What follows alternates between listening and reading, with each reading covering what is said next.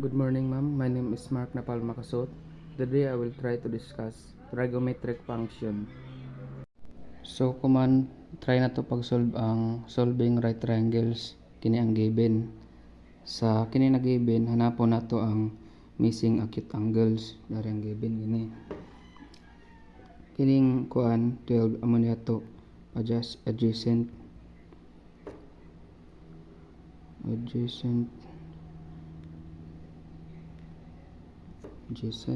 tapos kining 13 naman ito hypotenuse.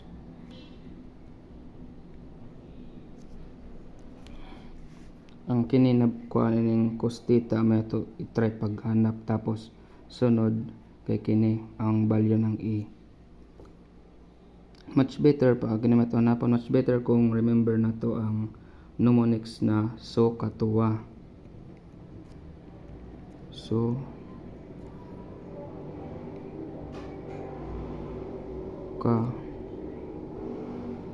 tuwa. For us to remember the first three trigo ratio in trigonometry. So sa tuyo sa diri sa tuyo ni so katuwa kay ang naaray hypotenuse adjacent kay kini mangka. So meaning we are going to use our cosine ratio.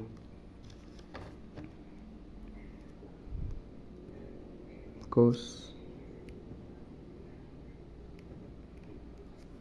equals ang ato adjacent over hypotenuse, same process sa ubos, pero equals ang value ng ato adjacent is 12 over value ng ato hypotenuse is 13.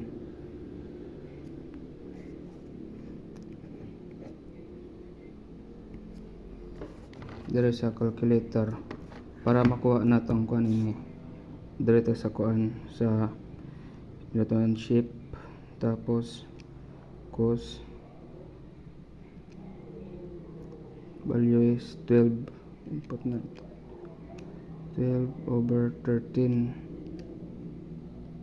Di na to kalimtan ng close parenthesis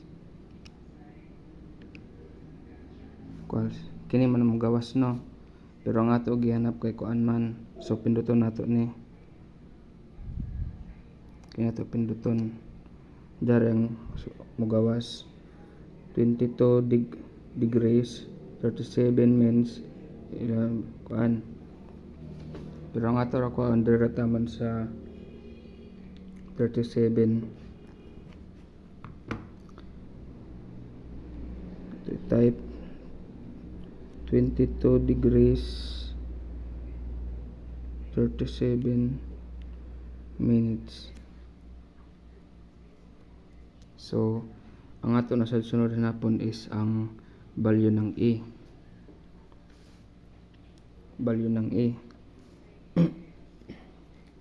So para mahanap ang kuan, hindi man kay subtract ra nato ining kini subtract ra nato ini sa 90, because we all know the whole 3 kini whole 3 is equal to 180, and og kining duha mag-share sila ng sum of 90 degrees. So ang ato mo on the is gamit na sa natong calculator, input nato 90. So di ba para makuha nato ang value ng is ang kining 22 degrees 37 minutes is subtract ra nato ni sa 90 dito sa calculator. 90 degrees minus 22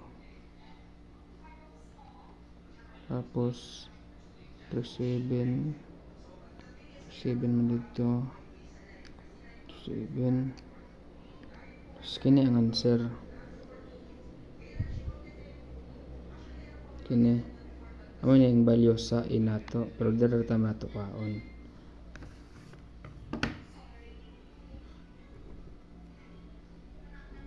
Dito ka natibot ng sa gawas degree 20 3 x. Ano?